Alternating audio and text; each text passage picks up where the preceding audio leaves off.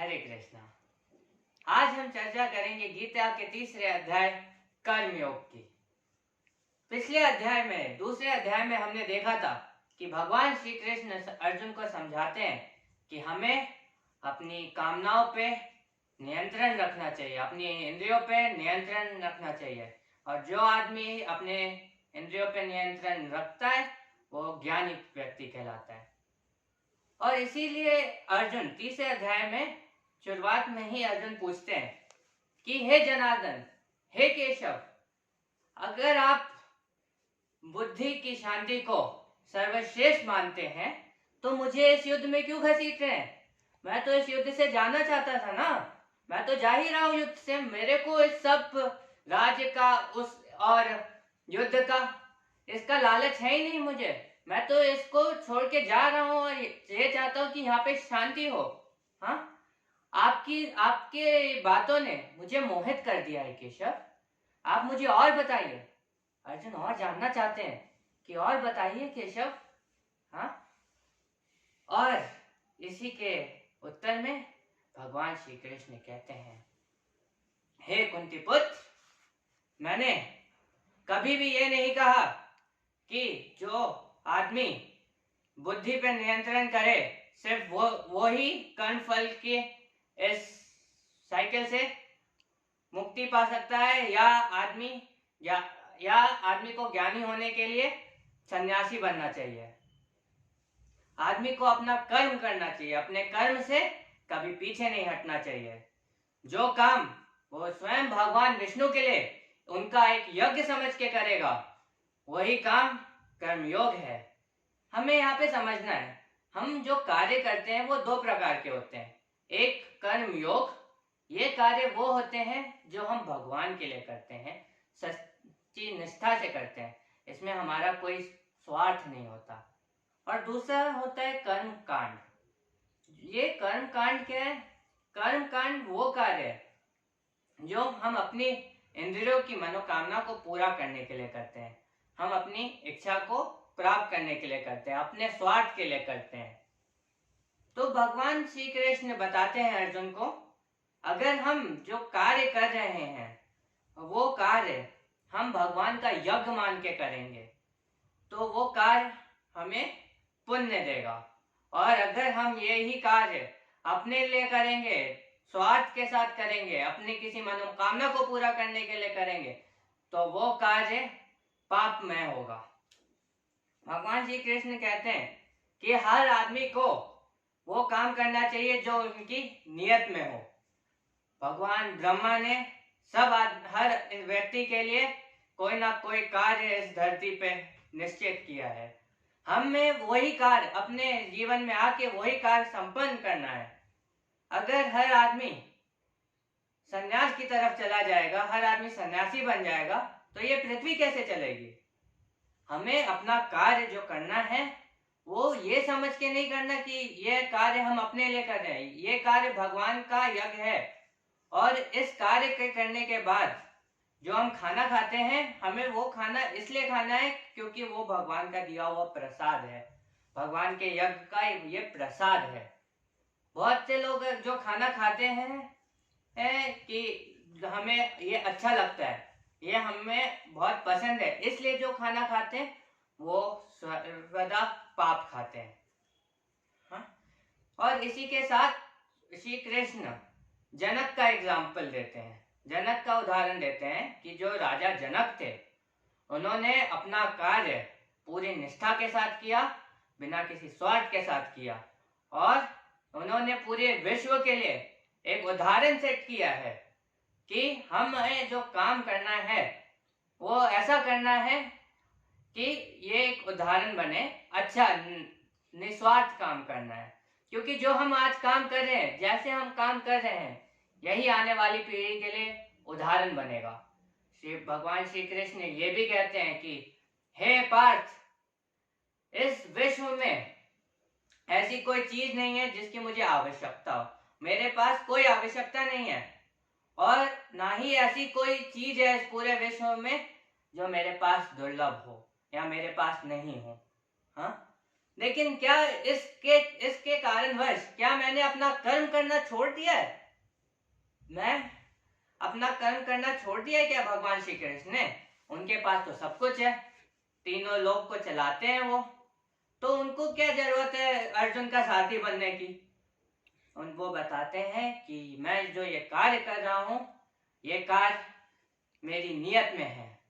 स्वयं ब्रह्मा जी ने ये कार्य मेरे नियत में रखा है, और मेरा धर्म अब ये है कि जो ये कार्य है मैं सच्ची निष्ठा के साथ करूं, निस्वार्थ कार्य करूं। और तुम्हारा भी धर्म यही है कि तुम जो अपना कार्य है उसको सच्ची निष्ठा के साथ करो, निस्वार्थ करो, और सबके लिए एक उदाहरण सेट करो, धर्म की स्थापना करो। भगवान श्री कृष्ण ये भी कहते हैं कि अगर मैं अपना कार्य नहीं करूंगा तो क्या होगा। अगर हम जो कार्य करने जा रहे हैं और अगर मैं कार्य नहीं करूंगा, अगर मान लो कि मैंने सारी इंद्रियों पे काबू कर लिया, मैं एक जंगल में जाके सन्यासी बन गया, तो फिर क्या हो सकता है उसके बारे में भी भगवान श्री कृष्ण अर्जुन को बताते हैं। वो कहते हैं कि अगर मैं अपना कार्य नहीं करूंगा और मुझे इस कार्य करने की कोई आवश्यकता नहीं है, लेकिन अगर मैं ये कार्य नहीं करूंगा तो मानव जाति में अशांति फैल जाएगी, मानवों का रहना मुश्किल हो जाएगा, अधर्म और बड़ा होगा। तो ये मेरा कार्य है, नियत है कि मुझे धर्म की स्थापना करनी है, तुम्हें धर्म की स्थापना करनी है अर्जुन। हाँ, और यही एग्जाम्पल हम अब रियल लाइफ में देखें तो यही चीज हम रियल लाइफ में भी देख सकते हैं। बहुत सारे लोग भारत में ऐसे हैं जो निस्वार्थ काम करते हैं, उनका उस कार्य के लिए कोई स्वार्थ नहीं होता। ऐसा ही एक उदाहरण आज के समाज में रतन टाटा ने पेश किया है।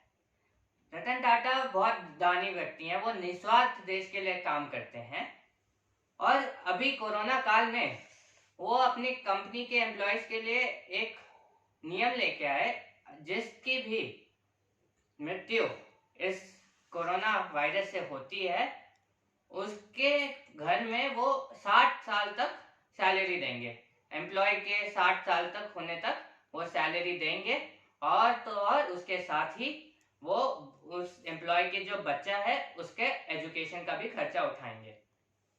इसको देख के बहुत सारी अन्य कंपनीज ने भी इसका पालन किया और उनके एम्प्लॉयज के लिए सोचा।